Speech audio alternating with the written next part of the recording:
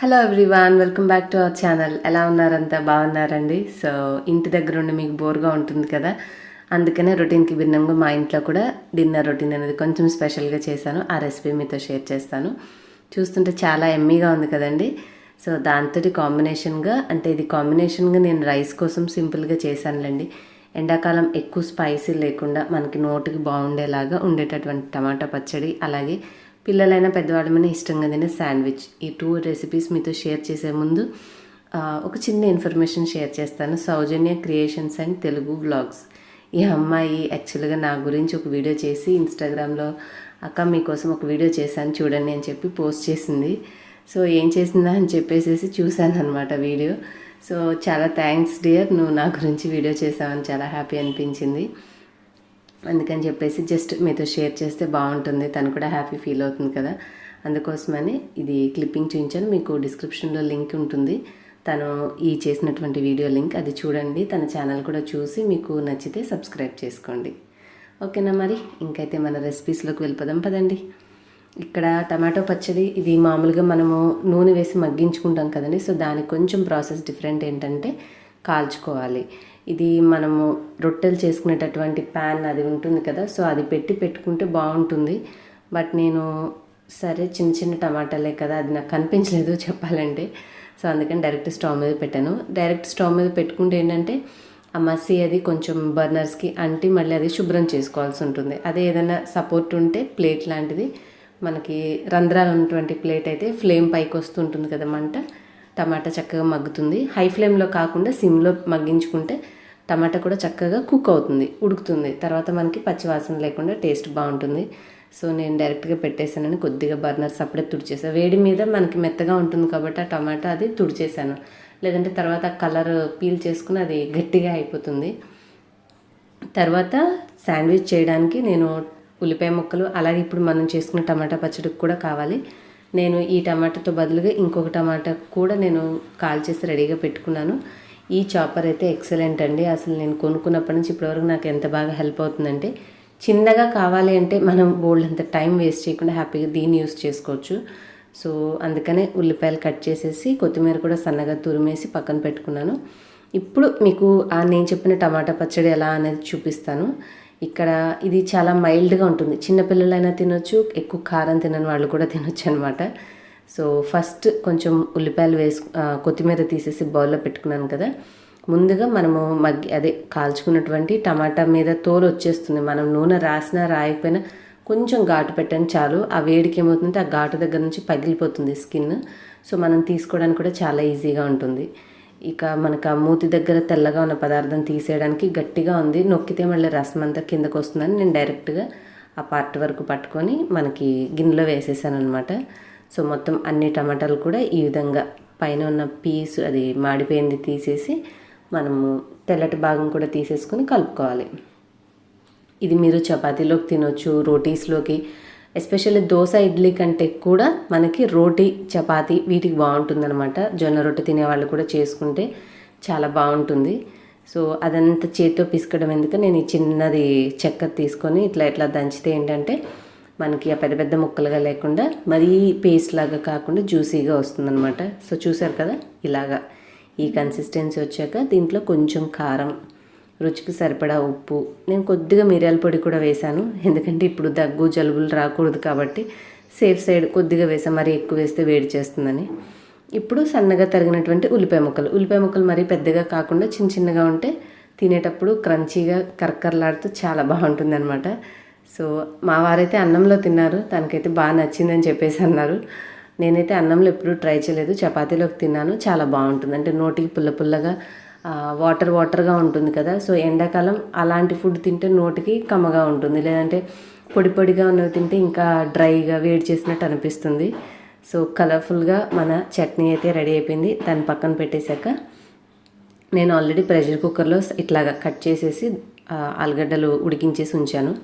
So ఫుల్గా ఉంటుందండి. ఒక 2 బ్రెడ్స్ చేసుకుని తిన్నా కూడా మనము, అంటే 2 అంటే 2 + 2 4 బ్రెడ్స్ చేసుకున్న ఒక పర్సన్కి హ్యాపీగా కడుపు నిండిపోతుంది. అన్నం తిన్నంతగా అంత హెవీగా అనిపిస్తుంది. అండ్ ఈ వాటర్ ఏంటంటే బంగాళాదుంపలు ఉడికించిన నీళ్ళు మనం చేతులు ఇలా కడుక్కున్నా కూడా చేతులకి సాఫ్ట్గా బాగుంటాయి అనమాట. అది చెప్దామన్న ఉద్దేశంతో నేను మీకు అవి చూపించాను. అండ్ ఇక్కడ బ్రెడ్స్, ఉడికించిన ఆలుగడ్డలు, ఆ పక్కన కనిపించేది కొద్ది సాస్ నేను బ్రెడ్స్ మీద రాసి కాలుద్దాం అంటున్నాను. బట్ మా ఇంట్లో వాళ్ళు సాస్ తినడానికి ఇష్టపడతారు ఎక్కువగా బ్రెడ్ మీద ఉండే టేస్ట్ కంటే. సో అందుకని దాన్ని వాడలేదు, పక్కన పెట్టా. ఇంకా యువతలైతే చీజ్ అనమాట, తెల్లగా మీకు ముక్కలాగా కనిపిస్తుంది కదా. సో డీప్ ఫ్రిడ్జ్లో ఉంటే తీసుకొచ్చి అక్కడ పెట్టాను. ముందైతే బంగాళాదుంపలు అంతా చక్కగా ఇట్లా మెత్తగా మనము మెదుపుకోవాలి. మ్యాషర్తో కంటే కూడా చేతితోటి బాగా నలిగిపోయిందని నేను అది తీసుకోలేదు. తర్వాత మనం ఇందాక కట్ చేసి ఉంచుకున్న కొత్తిమీర, ఉల్లిపాయ ముక్కలు ఇవన్నీ కూడా వేసేసుకోవచ్చు. ఇంకా దీంట్లో మసాలా అనేది మన ఇష్టం అండి. ఆల్రెడీ పచ్చిమిరపకాయ ముక్కలు కూడా ఉన్నాయి. సో మనము చిల్లీ ఫ్లేక్స్ వేసుకోవచ్చు, కొంచెం చాట్ మసాలా వేసుకోవచ్చు, గరం మసాలా వేసుకోవచ్చు. ఇవన్నీ ఏంటంటే మన టేస్ట్ తగినట్టుగా. ఇప్పుడు ఎండాకాలం కదా, సో ఆ మసాలాలన్నీ జోలికి వెళ్లకుండా నేను కాస్త ఉప్పు, కొంచెం కారం, పసుపు, బేసిక్ థింగ్స్ వేశాను. సో మనకి అవి ఉంటే టేస్ట్ అనేది వచ్చేస్తుంది. కొంచెం పుల్లగా ఉండాలంటే అమ్చూర్ పౌడర్, మ్యాంగో పౌడర్ అంటాం కదా, సో మామిడి పౌడర్ అది కూడా వేసుకుంటే కొద్దిగా ట్యాంగీ టేస్ట్ వచ్చి చాలా బాగుంటుంది. సో అన్ని రకాలు లేకపోయినా సింపుల్ బేసిక్ ఇంగ్రీడియంట్స్ మన ఇంట్లో ఉన్నవైనా సరే కలిపేసుకుని ఇట్లాగా మిక్స్ రెడీ చేసుకోవాలి. ఇది వచ్చేసి ఇందాక చూపించిన తెల్లది వెన్నపూస. నేను నెయ్యి కాచేటప్పుడు మొత్తం నెయ్యిలా కాకుండా కొంచెం తీసి ఆ చిన్న గిన్నెలో పెట్టుకొని డీప్ ఫ్రిడ్జ్లో పెట్టుకున్నాను. సో అది తీసుకొచ్చేసి పక్కన పెట్టుకున్నానండి. ఇప్పుడు బటర్తో కాల్చుకుంటే బాగుంటుంది కదా, నెయ్యి ఎందుకులే అని చెప్పి. సో ఈ విధంగా బ్రెడ్ స్లైసెస్కి మనము తయారు చేసుకున్న మిక్స్ అనేది ఒక బ్రెడ్ మీద పెట్టుకోవాలి. ఫస్ట్లో నాకు ఈ కట్లరీ సెట్ వచ్చినప్పుడు ఈ చాకులతో ఏం చేస్తారో తెలియలేదు. సో మీలో కొంతమంది చెప్పారు బ్రెడ్ అండ్ జామ్కి అప్లై చేసుకోవడానికి, అన్న తర్వాత అర్థమైందనమాట. సో దాన్ని యూజ్ చేసి నేను స్ప్రెడ్ చేసా, చాలా చక్కగా వచ్చింది అట్లా అప్లై చేస్తుంటే. చేత్తో అయితే సరిగ్గా అంటుకోదు, కానీ దాంతో అప్లై చేస్తే పర్ఫెక్ట్గా కుదిరింది. అండ్ ఇంకా దీని మీద ఇంకొంచెం చీజ్ మనము ఇంకా నేను తక్కువే వేసానండి, నైట్ టైం కదా, డిన్నర్ టైంకి. ఆలు కొంచెం హెవీ ఉంటుంది, ఇంకా చీజ్ కూడా ఎక్కువ వేసామంటే డైజెషన్ కష్టం అవుతుంది నైట్ టైం అని చెప్పి ఏదో కొంచెం అలా వేసాను. కానీ నేను ఇప్పుడు వేసిన చీజ్కి ఇంకొంచెం డబల్ వేసుకొని మనం ఇప్పుడు చేయబోయే ప్రాసెస్లో కాల్చుకొని కనుక తింటే సూపర్ టేస్టీ అండ్ ఎమ్మీగా ఉంటుందన్నమాట. సో నేనేంటంటే కొద్దిగా అలా వేసేసి మనం ఈ విధంగా ఇంకొక బ్రెడ్ని పైన పెట్టేసేసి ఒత్తినప్పుడు ఏదైనా ఎక్స్ట్రా పక్కన వస్తే అది కాలిపోయి మాడినట్టుగా అవుతుంది. సో దాన్ని తీసేసి సర్దేసుకోవచ్చు. ఇదే విధంగా ఇంకొకటి కూడా రెడీ చేసేసాను. ఇలా ఒక 2 పీసెస్ కలిపి ఈ స్టఫింగ్ పెట్టేస్తే మీరు ఇది బ్రేక్ఫాస్ట్లో తీసుకున్నా, డిన్నర్లో తిన్నా, స్నాక్స్ టైంలో తిన్నా, ఎప్పుడు తిన్నా టేస్ట్ అయితే సూపర్ ఉంటుంది, మంచిగా ఫిల్లింగ్గా ఉంటుందండి. సో మన ఇష్టం. నేను డైరెక్ట్గా అది బటర్ వేయకుండా దాన్ని ఇట్లా స్ప్రెడ్ చేసేసాను. గట్టిగా ఉంది కదా ఫ్రిడ్జ్లో ఉండడం వల్ల. సో ఎంత చక్కగా కాలిపోయిందో చూసారా, ప్యాన్ వేడికి ఆయిలీగా వచ్చేస్తుంది అనమాట. దాన్ని నేను ఇట్లాగా కవర్ చేసేస్తున్నాను. ఇట్లా చేయడం వల్ల ఆ బటర్ అనేది బ్రెడ్ పీల్చుకుంటుంది. సో ఎక్కువ మంట అయితే పెట్టకండి, బ్రెడ్ మాడిపోతుంది. కొంచెం లైట్గా సిమ్లోనే పెట్టేసేసి కొద్దిగా మనం బటర్ పెట్టిన సైడ్ తిప్పేసేయచ్చు, ఎందుకంటే ఎక్కువసేపు ఉంచామంటే తొందరగా మాడిపోతుంది. ఇలాగ పెట్టి మూత పెట్టేసేసి 1.5 నిమిషం 1 మినిట్ అలా ఉంచుకొని మూత తీసామంటే రెడ్ కలర్లో మంచిగా క్రిస్పీగా అవుతాయి. అట్ ద సేమ్ టైం మనం పెట్టిన ఫిల్లింగ్ ఆల్రెడీ ఉడికిన ఫిల్లింగే కాబట్టి పొటాటో అనేది స్మెల్ ఏం రాదు. మనకి చక్కగా రెడ్గా ఇట్లా కాలంటే ఎక్కువసేపు మీరు మర్చిపోయారంటే మాత్రం మాడిపోతుందండి బ్రెడ్. సో ఎక్కువ టైం అయితే ఇవ్వద్దు. చీజ్ కూడా చక్కగా మెల్ట్ అవుతుంది. నేను మీకు కట్ చేసి చూపిస్తాను చూడండి. ఇంకా మనం బాగా ఎక్కువ చీజ్ వేసుంటే బాగా క్లియర్గా కనిపించేది. నేనేంటంటే డిన్నర్ టైం అని కొంచెం తగ్గించాను. మన ఇష్టం, ఇట్లా స్క్వేర్గా అయినా కట్ చేసుకోవచ్చు, మిడిల్లో అయినా, లేదంటే ఇట్లా ట్రయాంగిల్ షేప్ అయినా కట్ చేయొచ్చు. మన ఇష్టం అనమాట, పిల్లలు కానీ మనం కానీ ఎలా అయితే బాగుంటుందో అలా కట్ చేస్తే తినడానికి చాలా ఈజీగా ఉంటుంది. సో ఎమ్మీ డిన్నర్ అనేది అయితే ప్రిపేర్ చేసేసాను. అండ్ మీకు నేను అది వెజిటేబుల్ ప్యూరిఫైర్ చూపించాను కదండి, ఇలాగా గాజు కానీ ప్లాస్టిక్ కానీ వాడాలి. స్టీల్ కానీ అల్యూమినియం మెటల్ అయితే యూస్ చేయకూడదు. వాటర్ వేసి వెజిటేబుల్స్ వేసి ఆన్ చేసుకుంటే అలా బబుల్స్లా వస్తూ ఉంటుంది. సర్టెన్ టైం అయిపోయిన తర్వాత ఆఫ్ చేసేసుకొని మనం ఆ కూరగాయలు మళ్ళీ ఇంకొకసారి ప్లెయిన్ వాటర్ తోటి 1 or 2 times క్లీన్ చేసుకోవాలి. సో దట్ పెస్టిసైడ్స్ ఏమైనా ఉన్నా కూడా పోతుంది.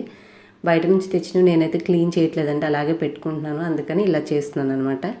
అండ్ ఇప్పుడు మన సబ్స్క్రైబర్స్ పంపించినటువంటి కొన్ని పిక్స్ మీతో షేర్ చేస్తున్నాను. చాలా హ్యాపీ అనిపించింది నేను తయారు చేసిన బటర్ పేపర్ చేసి కూడా కేక్ చేశారు. అలాగే నా రెసిపీస్ చూసి బిస్కెట్ కేకు, అలాగే గోరుచిక్కుడుకాయ కూర, ఒక్కొక్క రెసిపీ కనిపించినప్పుడల్లా ట్రై చేసి వాళ్ళ హ్యాపీనెస్ని నాతో ఇన్స్టాగ్రామ్లో షేర్ చేస్తే చాలా హ్యాపీ అనిపిస్తుంది నాకు.